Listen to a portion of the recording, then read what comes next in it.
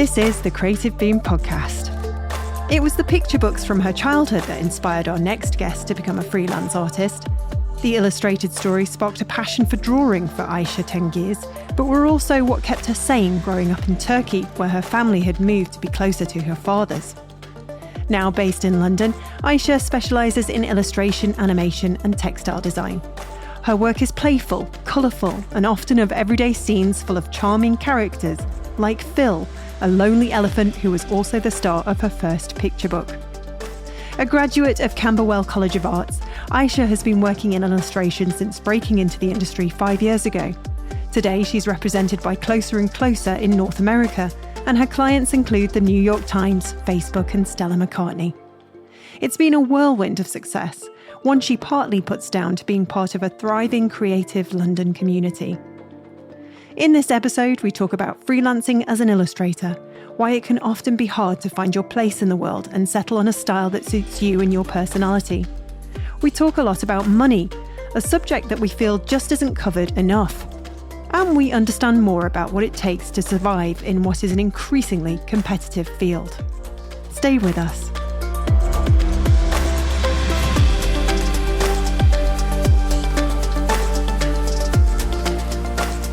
Imagine the possibilities if you could turn your iPad into a drawing tablet by mirroring your favourite desktop apps.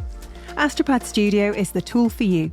It's a clever solution for professional artists, designed to give the flexibility of an Apple Pencil combined with the full desktop power of software like Photoshop and Illustrator. Sound good? You can start your 30-day free trial at Astropad Studio today, plus save 10% on your first year when you enter the promo code BOOM at checkout. That applies to whether you opt for a monthly or an annual subscription. Visit astropad.com to get started.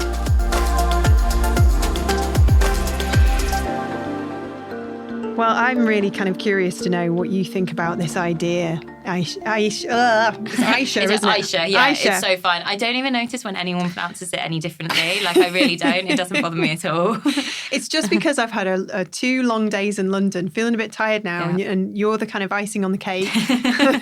Without meaning to sound cheesy, I've been really looking forward to this, chat. Thank you. I've been so looking forward to it. I don't know if, this is also kind of, we were about to ask a question, but It's okay. I don't know if you know, but Creative Boom was literally the first place where I was kind of it was the first one that showcased my work on any kind of online media. What you're saying is then, in that case, that we are the best. Yes. Yes. And the only ones that really matter. Yeah. The rest can get lost. Well, that's lovely. I was talking about meaning with Simon Wheatley, who you just met just now, and how, you can find meaning out of your work, definitely. Yeah. But it has to sort of have a deeper level, I suppose, than just doing something for a client. You have to have some kind of meaning behind what you do, and that was going to be my question. Really, it was going to be, can we sort of place a lot of pressure on ourselves? What am I trying to ask? I suppose it's is happiness a kind of thing when we're sort of working in the creative industries, or is there a pressure to be happy? Does it actually exist? Can we find happiness in our work, or should we be just creatively satisfied? I don't know. Maybe it's kind of yeah. I think that, there's a huge amount of pressure, particularly within the creative industry, to be happy, not just with your work, but with your life, because we are incredibly lucky to be doing something so fun. My job is what I've always wanted to do since I've ever had a conscious thought and a memory. It's wanting to do this exact job. Yeah. And so I'm very, very grateful and very, very happy to be doing that. But at the same time, I think that it comes with just as much pressure, anxiety, and kind of turbulence as every other job. And it really does. We kind of don't want to, or I definitely feel like I don't want to talk about that, because then if I start to say that, maybe then I'm like, oh, well, maybe I'm not happy, and maybe this thing that is supposed to be the greatest thing ever isn't what I thought it would be, and then what does that mean? What does anything mean? So, yeah, I'm not sure what I'm trying to get at, but following the yellow brick road and then discovering that actually, at the end of it, it's... Yeah. And I think that I guess is kind of goes with this idea that once you complete something, then you'll be happy, which doesn't really exist anyway. But I think that there are definitely ways to enjoy work and create happiness through that process. But sometimes that can get lost particularly when you have a lot of commercial work or when you have no work at all. You lose all of that and you kind of feel a bit stuck. Well, you're setting yourself up for a career of highs and lows. Yeah. It's like having drugs every weekend and then dealing with the come down during the week, Not that I would know about that, but moving swiftly on. It's more about kind of, it's the struggle that is part of the sort of joy, isn't it? It's where the happiness comes from when you have that difficult moment where you're dealing with a brief and you don't know whether you're going to be able to solve it. But then, the stars align, everything falls into place, and then you deliver something that the client loves, and then you almost get high, don't you? 100%. I got an email a few days ago about a new job that I'm super, super excited to even start thinking about. And I was kind of annoyed at myself because I've been trying to practice not behaving this way, which is relying on that first email to give me that big high and that rush of like adrenaline and excitement that I first of all wanted, my work is wanted, which means it's valued, and that I'll have something to do. And it's kind of annoying that I rely so heavily on that because then once that's finished, even when the project begins, and once you have finished it, you feel kind of quite low and you feel like you don't have any value. But I still did get really excited and I still felt all those things. Yeah, and I suppose on a very superficial level, we kind of place that high, that rush with things like Instagram. So when people like our work, we're like, oh, great, I'm worth something. Definitely. We're all human, aren't we? And and I guess, particularly with illustration and drawing and probably any kind of creative, artistic produce, your personality and who you are is so ingrained into it that it's not just judging the work, it's judging who you are and the stories that you're choosing to tell, and even down to, the style, the colours, everything is your personal choice. So if someone doesn't like it or it's not wanted, then I guess you feel that you're not, which is so silly. Yeah, so it really is. And you attach your self-worth to these little outcomes, whether, you get a good bit of feedback from, say, a client, or you're on Instagram and, oh gosh, nobody's liked it. That must mean, therefore, I'm not doing so great. Everything is so out there now. Yeah.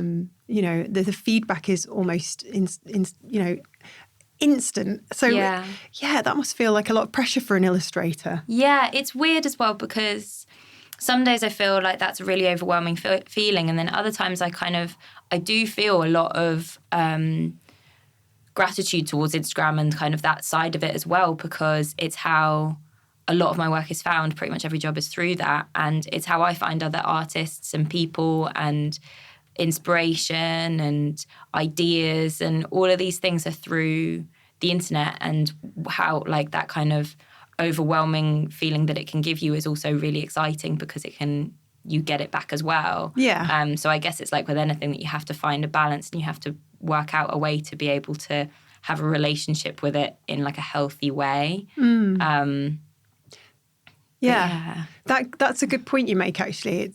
I feel like seeing all the other work that's on Instagram, some people it's too crushing because it'll sort of, completely freeze them and make them unable to do anything more creative that day. Yeah. Whereas you're sort of hinting that actually seeing great work is really encouraging and really positive because it pushes you on. Definitely. I think that, I've tried to just kind of try really hard to just approach it in like the most positive way that you possibly can, even when you're kind of feeling like it's dragging you down. You're like, no, there must be something in this that is giving me something back. But I think also it's like, for me, I'm such an extroverted person and I really like meeting new people and talking to new people, and Instagram is such a great way to do that, to have access to so many creatives around the world that you build friendships and relationships with. You do. That like you would never, ever even know existed if it wasn't for this platform, which is so kind of intertwined with the social aspect and your kind of creative work aspect, which is really nice for an illustrator's point of view. I think that I get as creatives, we get a slightly different, we take something out of Instagram that maybe you don't get if you're not purely using it for creative purposes. Yeah. I get that. And have you got work out of Instagram? Oh, fully. I think every single job I've ever got has been through Instagram. Wow. I can't think of anything that I'm pretty sure they didn't find me through Instagram to begin with.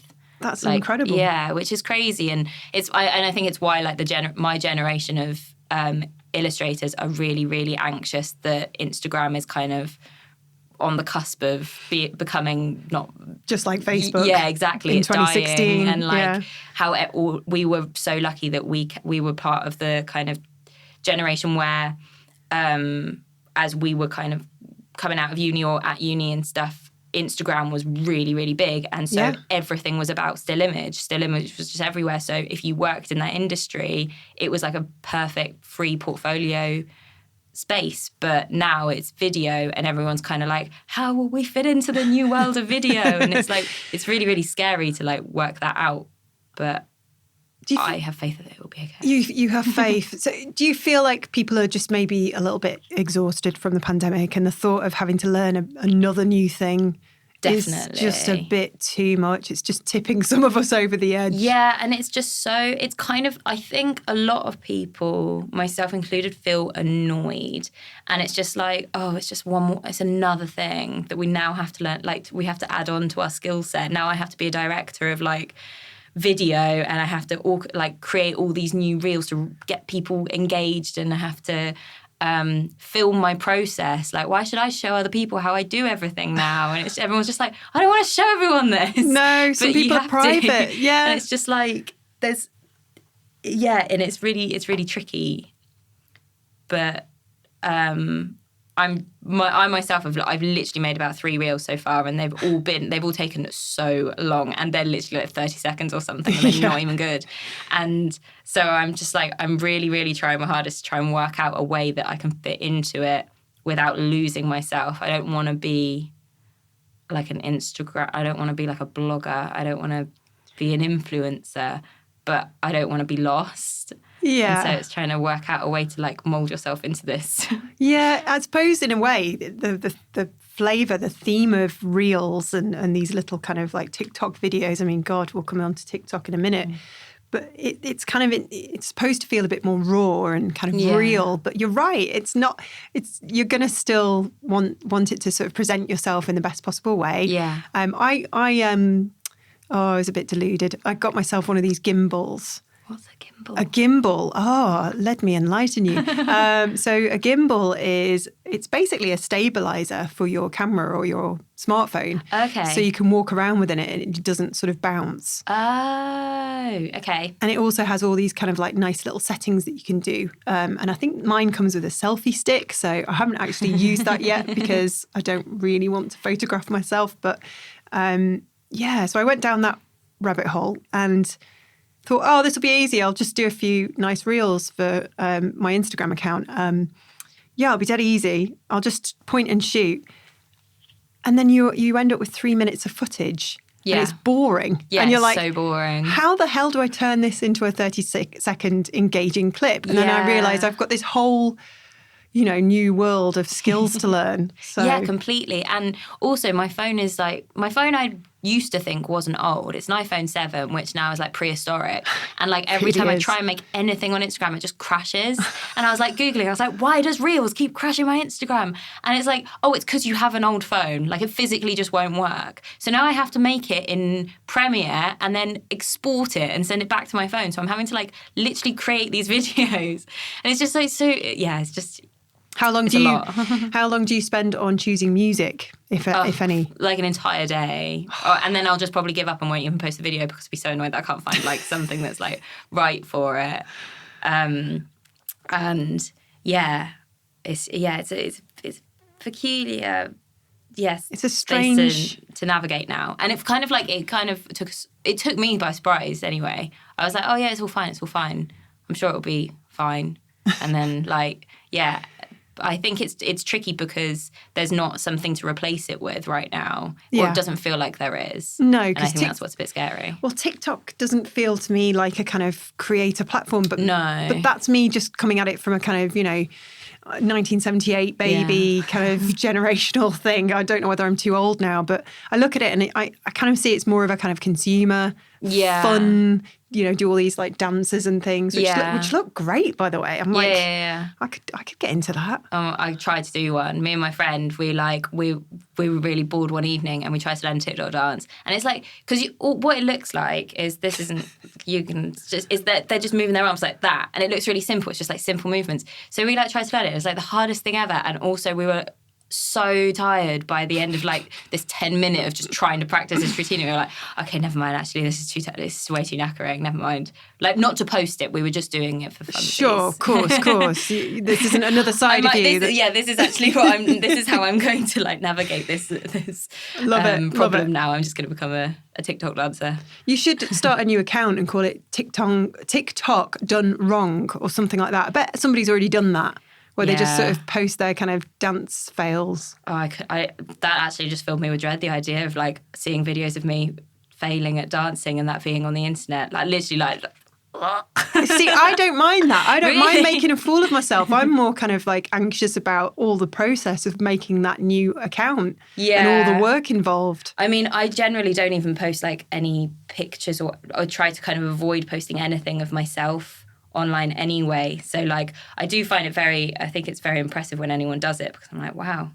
Well, I hardly recognised you because the picture on your about page is long darker hair. Now.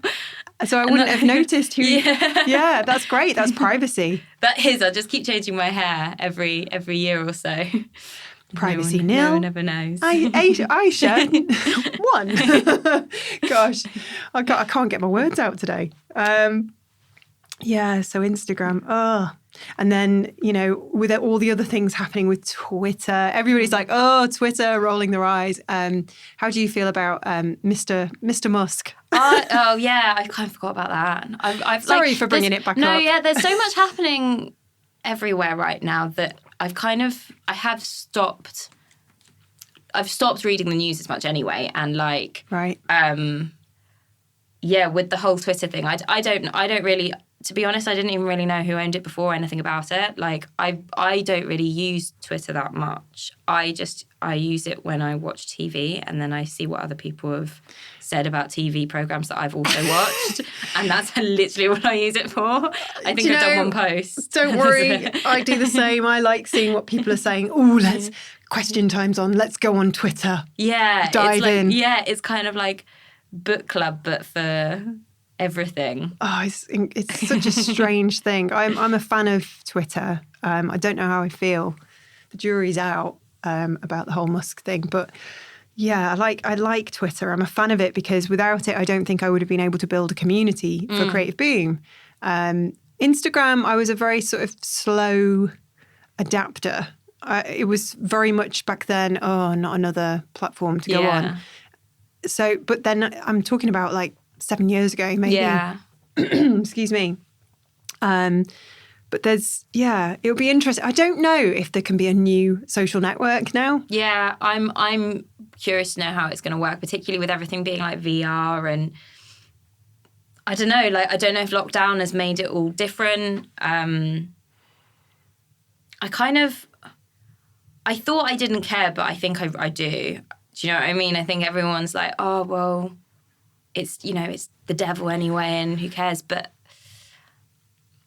there are good aspects, and it would be a shame to lose, like you said, the community that you get from it. There's loads of positives, but I'm also I'm happy to not have that obsessive feelings towards it that I think particularly in lockdown I had a lot more, and I kind of like have distanced myself from it a little bit now, but I have no idea what could come next. But then I couldn't have predicted any of them at all because that's not in my brain set, but yeah, I don't know. I suppose when you were a kid growing up, where did you grow up? Was it you a London girl? I was born in Brighton, and then I moved to Turkey when I was about 7 or 8-ish, I think. And then I lived there until I was about 12, and then I moved to the West Midlands and grew up in a kind of like small medieval town in the countryside. And then I moved to London when I was 19.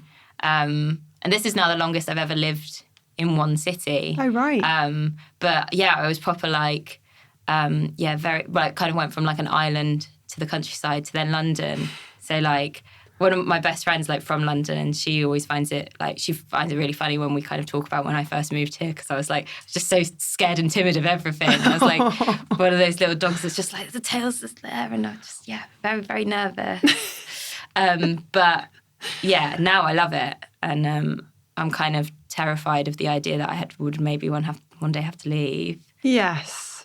Why would you need to leave? It's so expensive. Because the house prices, I get it. Yeah. And I think that also frustrates me, because if I leave, I would like it to be because I'm choosing to, not because I have to. Yeah. And because currently I couldn't really imagine myself anywhere else, and I really, really love living in London.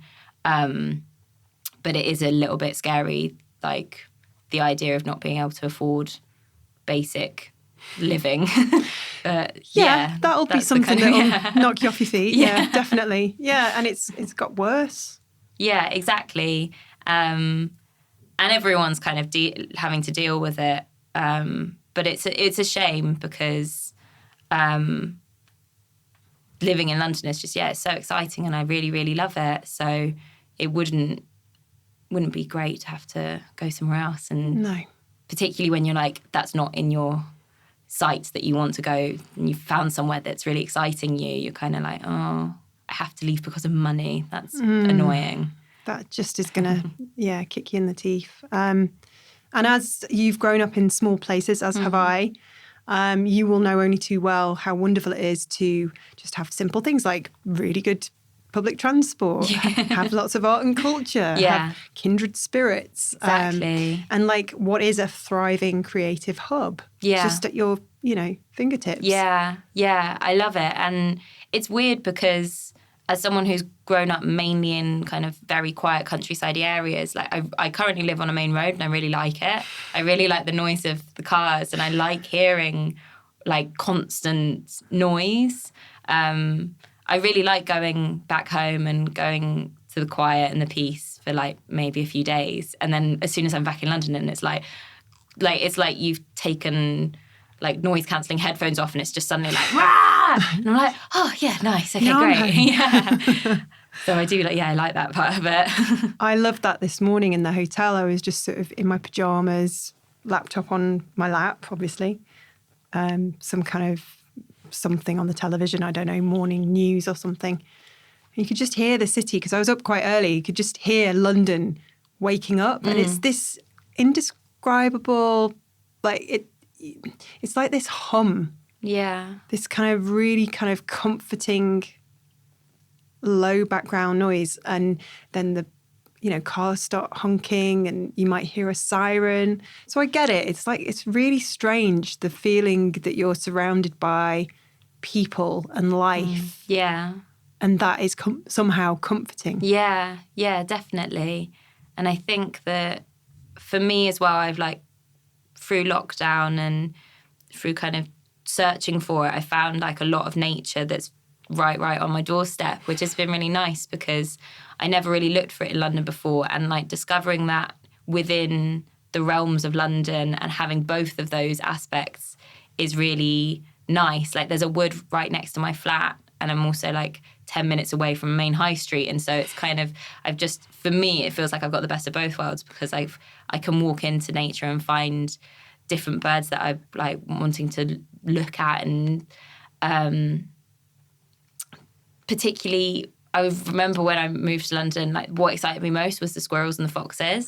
Like I'd never, living in the countryside, you don't see squirrels and foxes. Not because really. they're so timid and they're all in the forests, like living in their burrows and doing normal animal things. But in London, they're like come up and sit on your lap and pat you on the head. They're like everywhere and they're so ballsy, and I was just like so excited by all these squirrels and like seeing a fox just run down the street. Like yesterday a fox ran through my boyfriend's legs. Like he was walking up the street and it ran through his legs. Good grief. Like they're crazy. Have you given them any names? Is there a sort of regular No, there visitor? isn't. I wish there was. I have lots of squirrels like down at the bottom of my flats, but because I'm on the first, even just being on the first floor, they can't get up to the top, my sort of, it's not a balcony, but it's like the door's open and then you have a fence. Right. So it's like a sort of fake balcony. Yeah. And so I lean over and I try to like feed them stuff.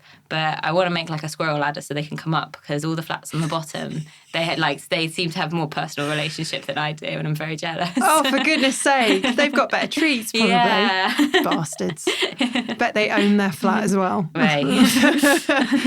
Yeah, we have that in Manchester. I think the pandemic for us city dwellers, and I say I'm city, I'm kind of like in the city suburbs of Manchester. So not quite as hectic and not next to a main road like yourself, but still busy. And yeah, I think as a small town girl, I always had it in my head before the pandemic that if you wanted the countryside, you literally got in your car and you went there. Yeah. Or you kind of cycled out, which I did for a couple of years, which was brilliant and also brutal.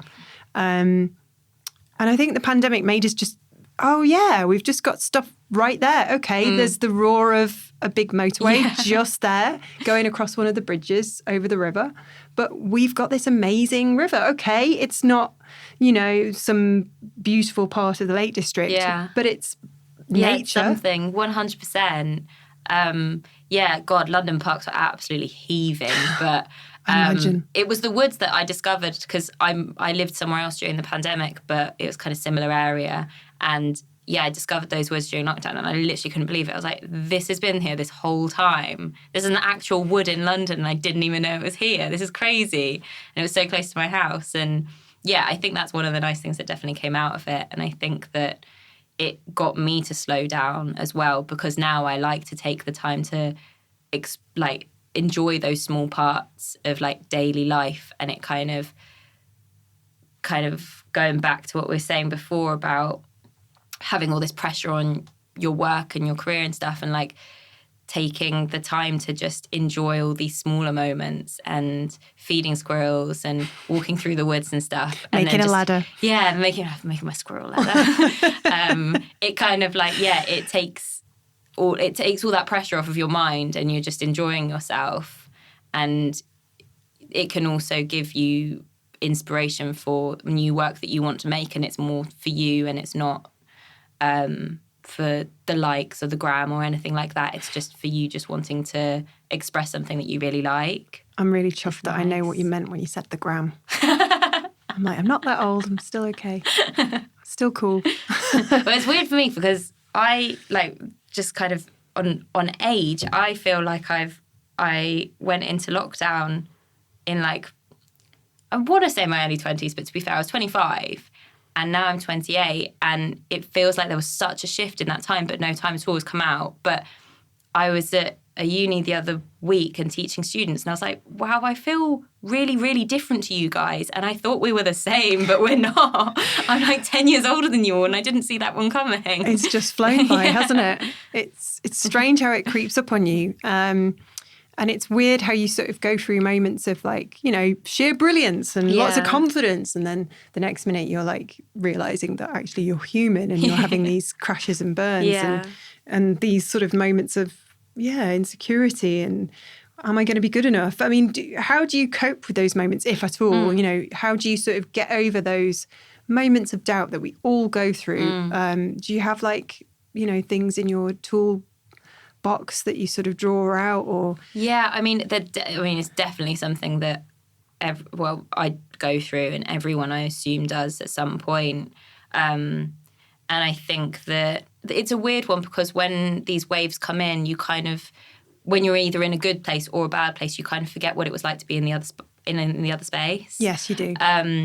But for me, I think it's a balance of two things. And one of them is I have a really, really great network of illustrators that are in my studio and in studio spaces near to me, and a really lovely collection of friends who are all dealing with very, very similar problems. And it helps a lot for us to kind of just like weep at each other and be like, why do I hate my work? I feel terrible. And they're like, me too, but I don't think that about you. And it's nice to have that and just kind of like, yeah, that's really, really important and something that I really discovered when I moved into my studio space a few years ago and I stopped working by myself and I really forced myself to kind of get out there. And like, I think one realization was for me, I was like, oh, I don't actually have that many people in my life, and particularly people who worked within the same thing. And I really, really wanted to make that different. So from then to now, like that's a huge, huge part of being able to cope with that side of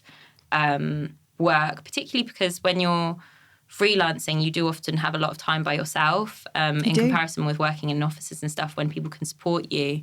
And I think that support system is really, really important. And then also, like, it was kind of just what I said before. I go for walks now and I go and find places that have really kind of nothing to do with art, that are really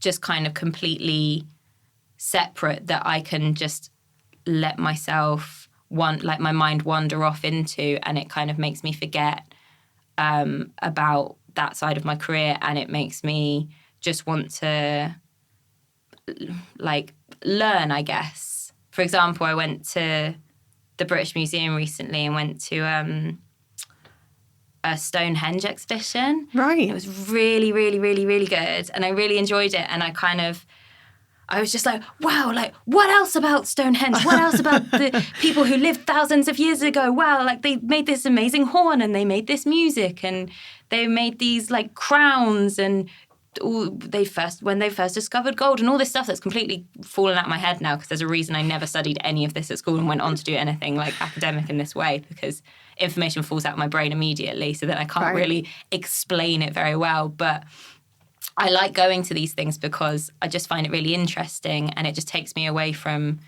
all of like that sort of anxiety feeling, and it just allows you to enjoy something separate. Yeah. And I find that really helpful. Definitely, to kind of realise that your work isn't everything. Yeah, absolutely. And you can find joy in other things, and particularly things that aren't art, because sometimes then you're like, oh, this is so much better than mine. I'll never be this good. And it's like, no, those feelings are not for here. Yeah, exactly. That stupid voice in your head that just feeds in all these kind of silly narratives. Yeah. And you're like, shush, go away. Yeah. Whereas when you're looking at, I don't know, a Roman fort, or, you know, going and watching a play even. Yeah. Oh my God, going and seeing an actual bit of theatre. Yeah. And you just get to just switch off. It's definitely meditation, I suppose. Yeah. And I think it's also like, it's not just going to the spaces, but the journey that you're going there on, like the physical journey of like for example, today coming here, it took me out of being in Southeast London, which I never ever leave, and forcing myself to actually come to Soho. And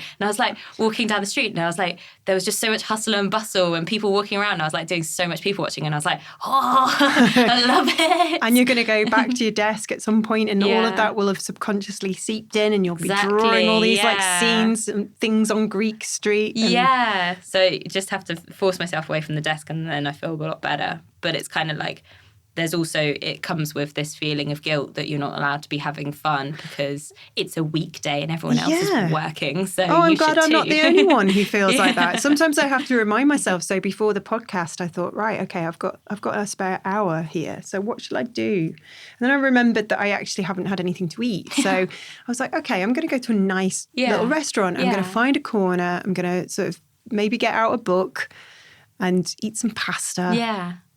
It was just glorious. And we do have that guilt when we work for ourselves, when we freelance, whether we run a small studio or even, I suppose, you know, it's, we went and did this because we wanted the freedom in the first place, but then we don't grant ourselves the freedom. It's just 100%. bonkers. And like, I pretty much work like 9 till 5 schedule, Monday to Friday. 9 till 5 is an exaggeration. I definitely get to the studio at like half 10, 11. That's great though. That's part of the freedom. But then when I get there a little bit later, I'm like, oh no, like it's a little bit too late and I should be working by now. It's like, yeah, it is so silly. You should just enjoy it. But it is really hard to. There's like, when you're your own boss, you have that guilt. But again, it's all about this balance, because if you didn't have that kind of strictness on yourself, you wouldn't end up doing it because you wouldn't feel the pressure to do it. Yeah. So it's also good to have that. But does it suit your personality to be a sort of sole trader? Yeah, I'm really, really like anal and organised, so I kind of love it. Like I did my taxes the other day, had the time of my life. I'm so lame, so yeah. I love that. So it works First quite person well for I've me. met who enjoys doing their tax return. Yeah. Good grief. Yeah, I love it. I love it. I love organising things and putting things into little boxes and ticking things off of a list. Yeah, I'm like... Do you have Excel spreadsheets and things? Do you really? Yeah, Wow, I really enjoy okay. it. So I used to work retail and it taught me how to use Excel. Oh, okay. Taught me a lot more than, exactly. Stock check. And now I have a lot of stock. I do, like, I make sure I do my own, like, when I get a box of product in, I always check it and always make sure I've got all of the sizing and everything. And I've kind of got that, like, that retail brain, like, ingrained into me, which, to be fair, actually taught me quite a lot more than my course ended up teaching, and a lot more, like, life skills that actually do help with my current career. It can feel frustrating sometimes when the tools we use to be creative don't quite meet our needs.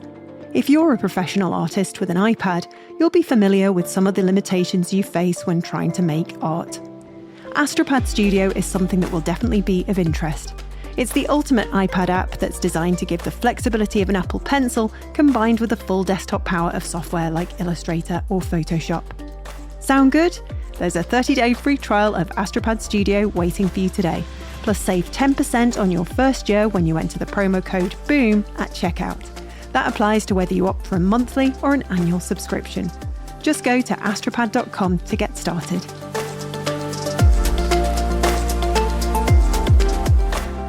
Because we are like doing all these amazing things. I keep saying we are. I mean, I'm running Creative Boom now, but I still see myself as a freelancer. You know, it's really weird because I went freelance in 2007, just before the global.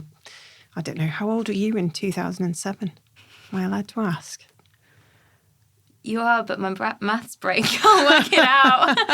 2007. So I came out to the UK in 12, 13? Oh my goodness me. So that's when I just started my business and okay. Oh, flip. Yeah, but that was a long time ago. That was about 17 years ago, I think. Was it? Oh, flip. Now I can't do maths. Yeah, I try to avoid bringing in dates because then it shows everyone how stupid I am with maths. Like, I'm more of an art. This is why I use Excel, because then you just put in the code and it tells you.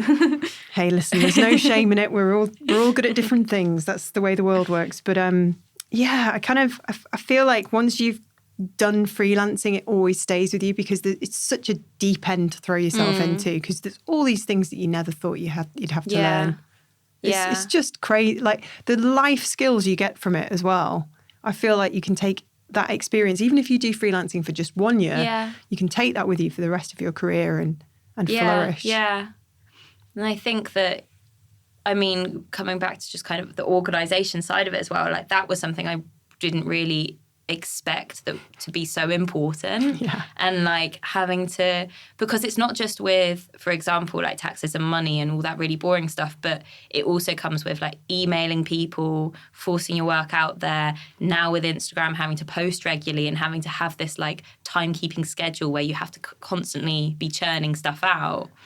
Making amazing reels. Choosing the music. And now all of those are coming into it as well. And it's just like, you do have to, have like this kind of organisation brain, which is quite frustrating, particularly for a lot of like creatives and artists who are like, oh, well, I chose this specifically because that's not what I wanted. Yeah. And it can, I think, throw people off a little bit, particularly when you're straight out of uni and you're like, oh, I have to now do all of this extra. Activity, which is actually quite boring. Yeah, I think it's a surprise to some people and not a pleasant one.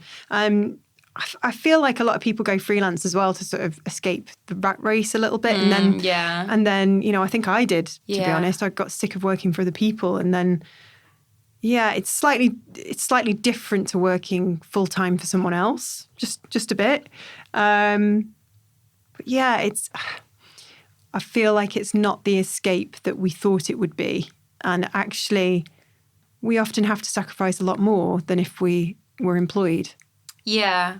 I mean, the one thing I have to say is, though, like my favourite part about freelancing is having weekends. Yes. Most of the time I have weekends now. And from working in retail for years, I didn't have weekends.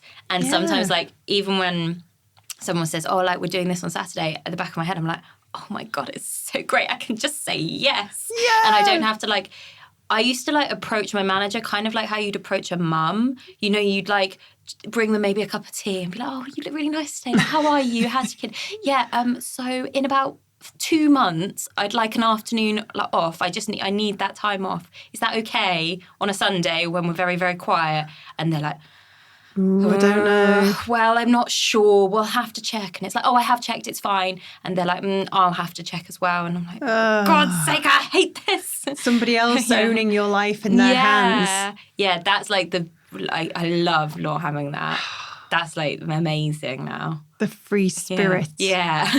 You're like the happy squirrels. Yeah. You're just sort of taking these little sort of jobs and enjoying a free life, running around in the sort of forest. Burying my nuts, forgetting where I buried them. I thought you said bearing your nuts. Oh, bearing my nuts. Okay, that's for another podcast. That's for the late night hour. So it is a bit of a misconception, I think, the life of an artist. But I think it's just about ensuring you've got the right systems in place, you're using the tools the right way, you've got the right tools, you're not sort of overthinking it, and just really kind of being disciplined at, you know, sticking to sensible hours and not overworking it. 'Cause that's the thing, isn't it? When you first start out, you just take on any bit of job that comes in. 100%. And then you find yourself very quickly running fast and burning yourself out. Yeah. And to find the balance between that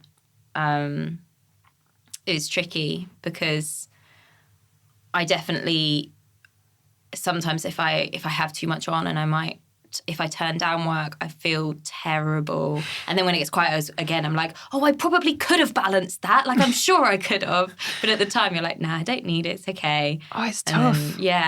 But I guess it's like with everything. It just keeps coming back down to just being able to balance it, and I have to sometimes remind myself that everything is so enjoyable. Yeah. And like even the worst days of when I've got like a lot on and I've got too many projects on, or I haven't got anything on at all and I'm panicking, is like still nowhere near as bad as when I was working in a shop. Well, that's a good sort of reference point, isn't it? It can, keep you sane during those more difficult times. Yeah. I mean, gosh, just got to think about what I was doing 20 years ago. It's lovely to be able to look back and think, of the great places we can find ourselves in. Yeah. You never think it's going to happen, but when it does, it's kind of very humbling, very grounding. Yeah, I'd kind of like accepted. I was like pretty much, I mean, and I'd be happy to go back to doing, a few days a week in something else. But I had fully like kind of, I hadn't set up this complete idea that one day I would be able to do it like full time. Like that to me did seem like a goal that seemed quite beyond achievement. Particularly I think in London, I was like, to be earning enough to be able to live here, like how could I do that purely through freelancing? And I think it takes you by surprise because you work on building something up, and then it kind of for me it happened quite quickly after I'd kind of got my first few bigger jobs. And so it was like, oh okay, this is actually possible then. I didn't think it would be. But I'm kind of rambling off now. I'm not really sure what I'm talking about. No, I get it. I'm allowing you the space to work it out. But it's it's a nice, and sometimes you don't realise you've got there. Sometimes you'll be like, oh, and then something will click one day and you'll be like, wow, okay, I've already got next year's tax bill saved up. Yeah. That's pretty cool. I'm not like scrambling, because I think you forget the struggle. 100%, definitely. And I think that, I mean, I always really like these conversations around money as well, because I think they're really, really important with freelancing and in illustration, because nobody ever really talked about it, particularly when I was at uni. Like, nobody said like how much they were earning, how they managed to save to be able to get to that point and all this stuff. And I was like, how are you earning money? I like couldn't get, like, they weren't telling us how much each job was like paying when they'd come and visit, you know, and all of these things really intrigued me, because that's kind of the bottom line of how you're able to do it is, it unfortunately does all come down to money. And that was just something that I've always found really interesting, and I quite like being open about, because it is still really like, it's very like uncomfortable to talk about money, because, of course it is. But I think it's really interesting, and I think it's really important. Do you find it easy to quote now? Because I always found that tough.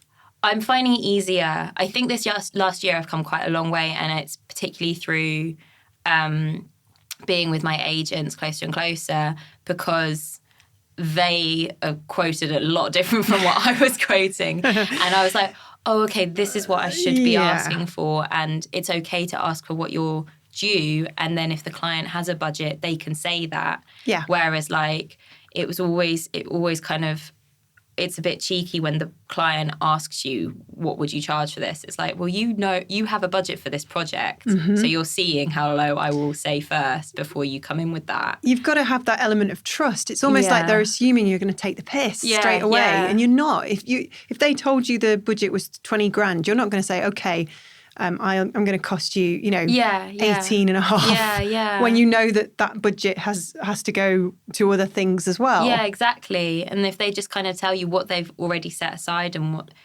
what you're expected, and it's like, I guess it's a bit different if it's the first time they've ever worked with an illustration or something, but generally it's not. But they try it on sometimes. Yeah, and I'm always like so scared of losing a project if I quote too high, or they come with a very low quote and I ask for a little bit more. I'm like, oh, they'll just go with someone else who is asking for less. But by doing that, you're kind of contributing to your own problem, because then you are the person that they'll go to for the cheaper option. Whereas if everyone is just quoting what they are due, then there isn't someone else for them to go to, because everyone is asking for a reasonable price. You make a good point. And how do you solve that? I mean, does everybody charge the same? I think that by talking about it, that's kind of at least opening up the conversation into talking about money within the creative community is one way for it to be solved, because then you are getting an idea of what other people are charging and what is the correct amount to be earning from certain projects. And even if it's anonymous, if people feel uncomfortable about it, I think it's a really great way. And I know that AOI have like a budget calculator thing, which is quite handy. Yeah. And yeah, those sort of like ways of working it out, I think, is a step in the right direction. And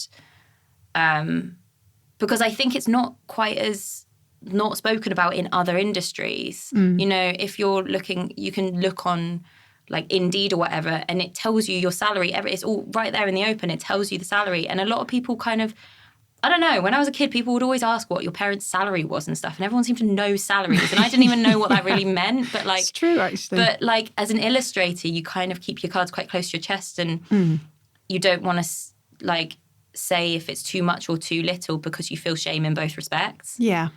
And that's not good. It's not good. And it's also very competitive, I would expect. Yeah. So there's that kind of horrible, delicate tightrope that you have to walk, in that you want to support other illustrators in the creative community. Yeah. But you've also got to win some work yourself. So maybe that subconsciously kicks in a bit as well. We don't want to share anything in case we're, made vulnerable and open to attack. Because, it would be lovely to think everybody's bouncy and lovely and friendly and has everyone's best intentions at heart. And I'm not suggesting for a second there's any illustrators out there who are, going around sneaking up on people. And oh, I bet there are. Well,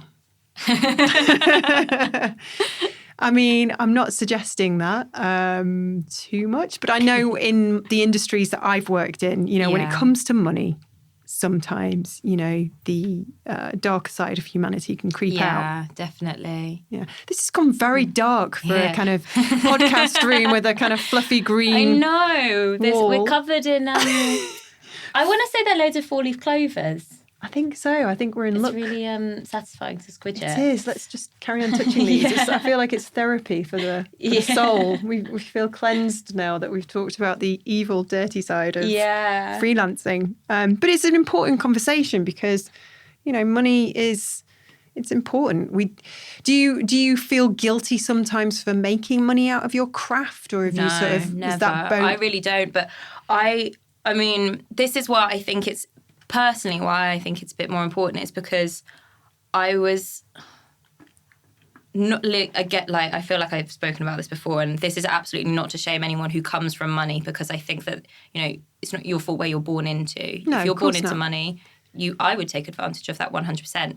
But because I left uni, was completely working off my own back, I've never received anything to kind of help me.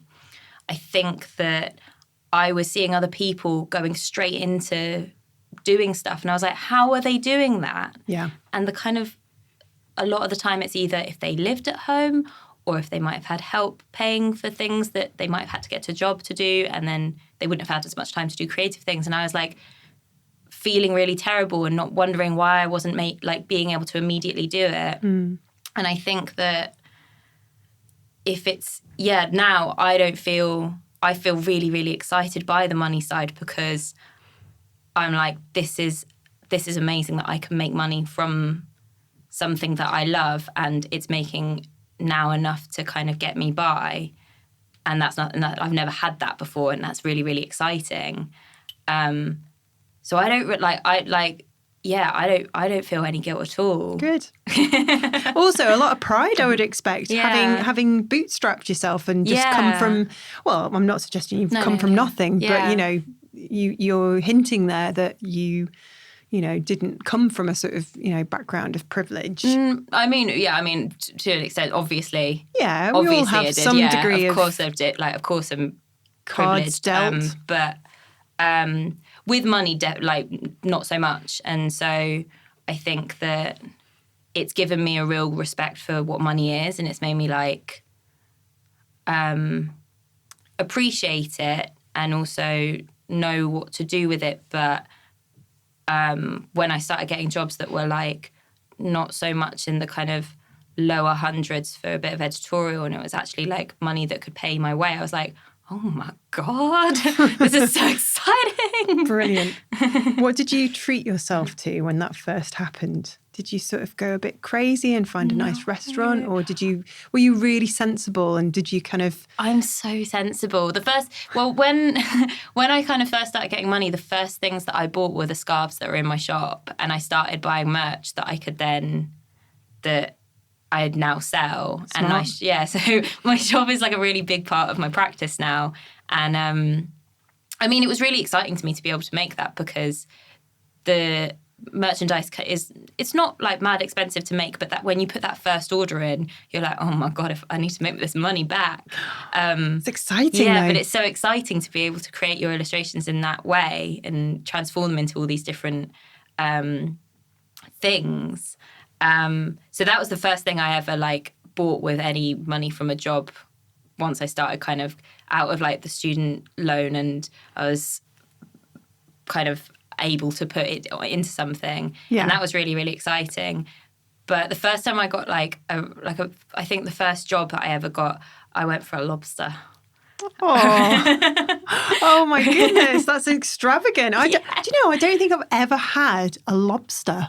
It was literally, I had the time of my life. I love lobster so much now, and it's so extravagant because it is really expensive. You literally get nothing, but it's really, really fun because you're kind of it's like an activity, so you're tackling the meat out of it, and you get you have to work for it. Yeah, I got a bib, and it was really, really fun. Nice. So I find the activity more than that.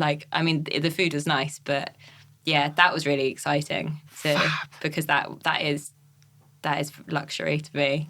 spending something on that you eat especially, because then it's like, oh, it's gone now. We've got to celebrate our wins. Yeah, you do. That reminds me of the terrible lobster joke that I have. You know, lobster walks into a bar, barman says, "No, get out." And the lobster goes, "What? What?" He says, "You barred," the barman. "Why? Because you were giving it all of that last night." That's Obviously, not a podcast-friendly joke. It's not a podcast-friendly joke, but it was for you. Yeah. It was for you. Maybe some people will smile. I don't know. Yeah. Oh gosh, money makes the world go round. I think sometimes I allow myself to fantasize. What would I do if I suddenly had a huge injection of cash and I didn't have to worry about bills to pay? Yeah. And, you know, pension and, you know, whatever, mortgage. You'd find something else to worry about. Is that what you think? I think so. Do you think if you had lots of money and didn't have to earn, do you think you'd carry on doing what you do creatively? I think I'd feel terrible. I think that, like, because when I worked in retail, I worked in quite like a high-end shop, and I saw the side of like the people who had so much, they never had to, that wasn't a worry anymore. And they were just sad about other things instead. And I think that money can definitely bring comfort, and it can get rid of a lot of anxieties, like 100%. But I think that you definitely, when you kind of don't have that drive that you need to be earning, I don't know, I worry that like then I wouldn't make it as much, and I wouldn't have as much of a purpose, because I don't know if I would keep making. I feel like I'd feel I think I'd feel terrible if I had so much that I really like, I literally didn't have to worry about a single thing ever again, because it's like, oh, well, what's driving me then? Is it just to, I don't know, go out and eat lobster every now and again? I turn into a lobster for me. You'd resent lobster. Yeah, I would. This is what it would do. I would end up eating so much lobster that I don't like it anymore. And that's what the bottom line is with having too much money. Everything becomes too easy and sad. So you're saying then, this is very philosophical, and I've said this a few times now. So you're saying that we can't be happy without the struggle. Yeah, I think so. I don't think I could be. I think we should roll a joint now. I feel like this room is so weird. It's also really, really hot, and I'm drinking a cup of tea, and I feel like I'm having like some sort of cleanse because I'm like sweating it out. It's like a steam room. You're lucky. I've been in here for 4 hours. Oh my God. You know, I feel like, where am I getting this energy from? I think it's the 4-leaf fake clovers. And what's this here? This looks like a kind of dog tag or something. Yeah. It's a very strange little room in Soho. Yeah. Beneath Greek Street. Or is it what is it called? Compton Street. Great Compton Street? Yeah. Gosh, I'm so not a Londoner. I mean, I definitely don't really know fully where we are.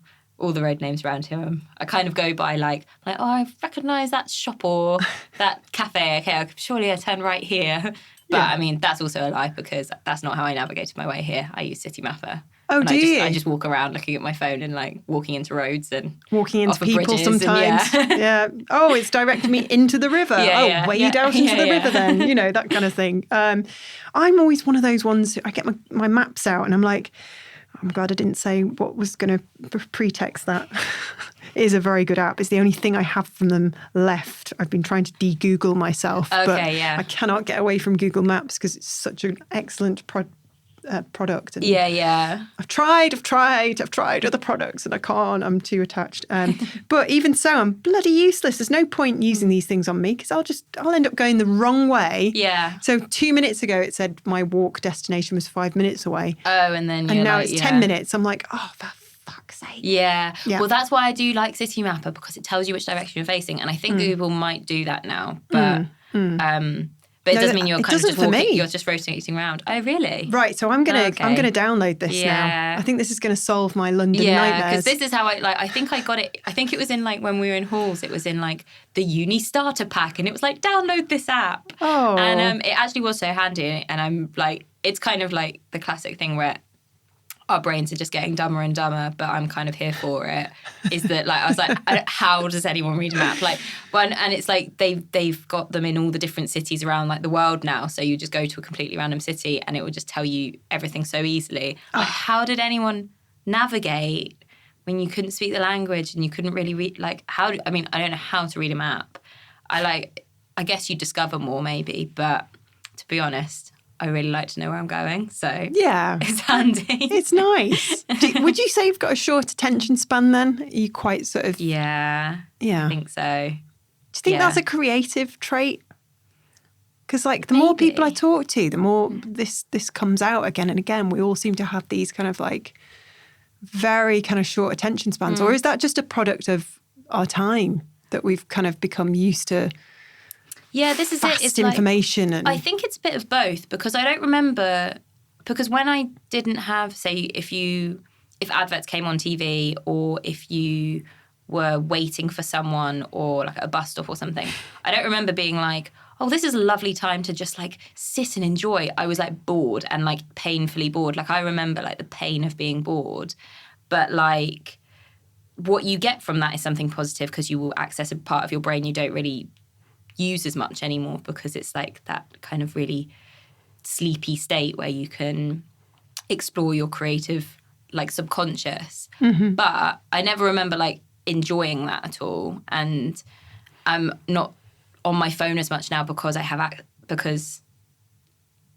am I trying to say? I'm not on it all the time now because it's alongside being able to, and because I do prefer it, because I hate being bored so much.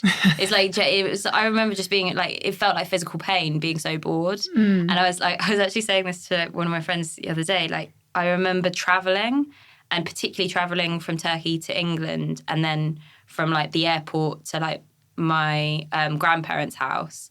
And like, I wouldn't be able to sleep the night before because I was so anxious about being bored during that journey. And like, I was like, no, like, what am I going to do? I'm going to be so bored. And I'm like, yeah, I have my book, but that won't be enough. I'm just going to be so bored. Yeah. And I don't miss that feeling. No, I think you're right. Traveling is boring. You have to kind of arm yourself with lots of things, don't you, to ensure. And it is an anxiety. Oh, God, tomorrow's going to be boring. I've got to spend 5 hours on a train or whatever.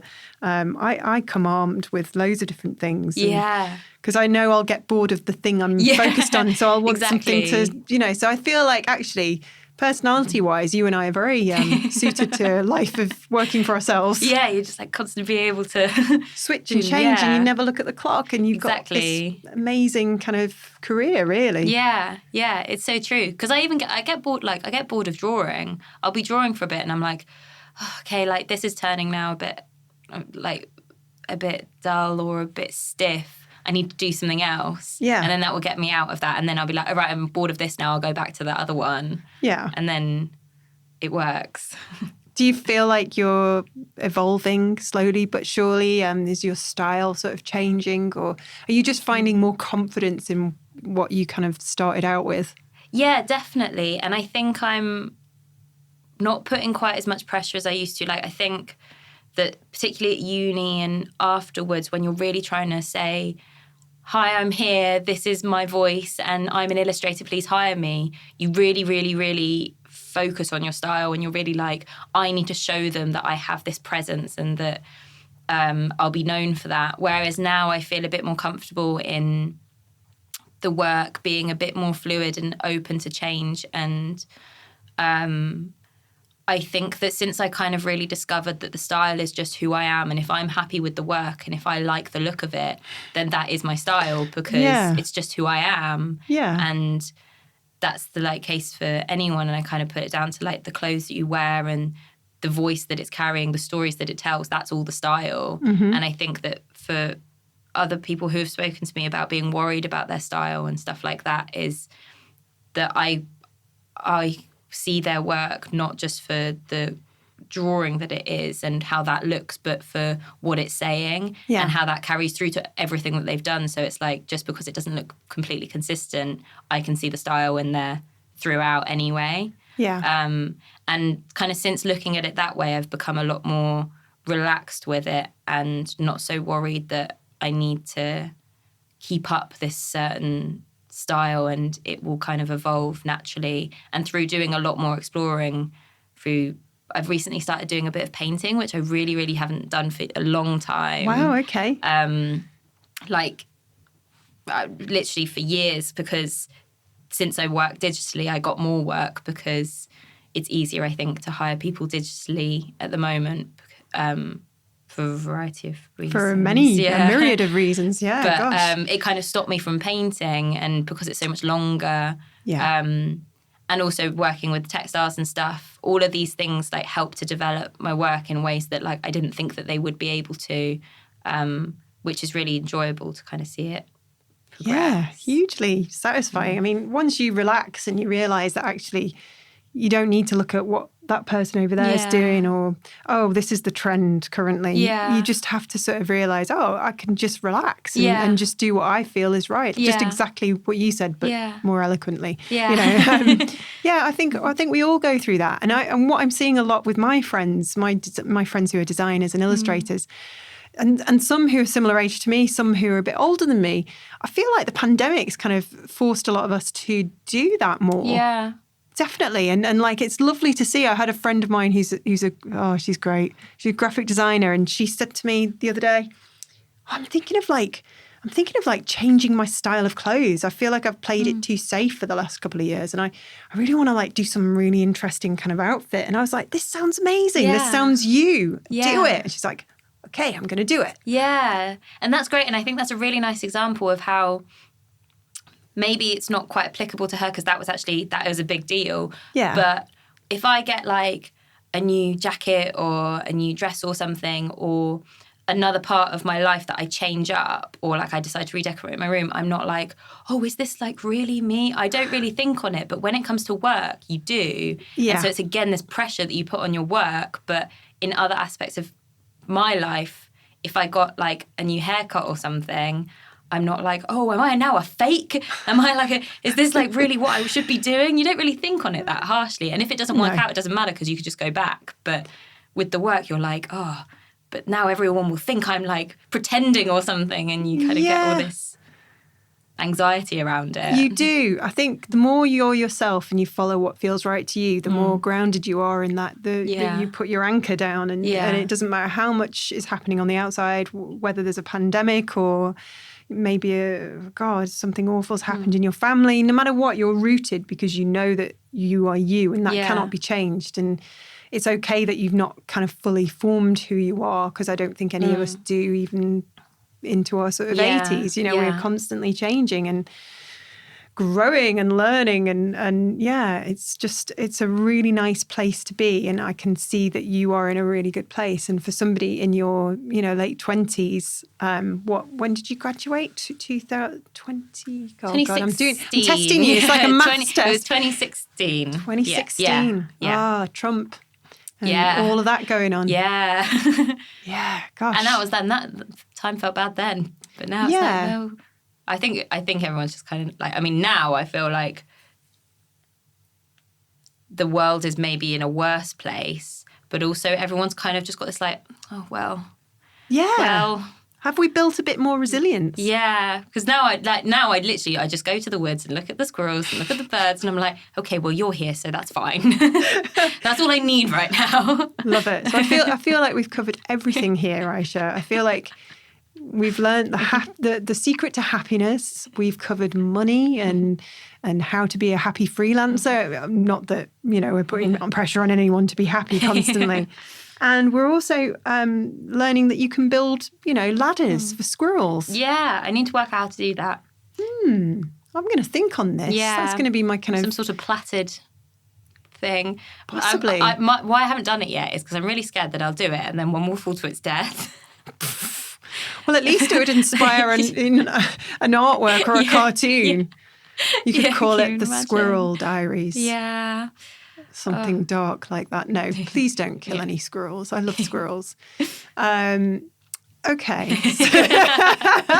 Well, I feel like, given that this feels like I've got you under an interrogation light and we're both sweating, this is a really good time to say thank you. Yeah. And I've really enjoyed our chat. Yeah, thank you so much.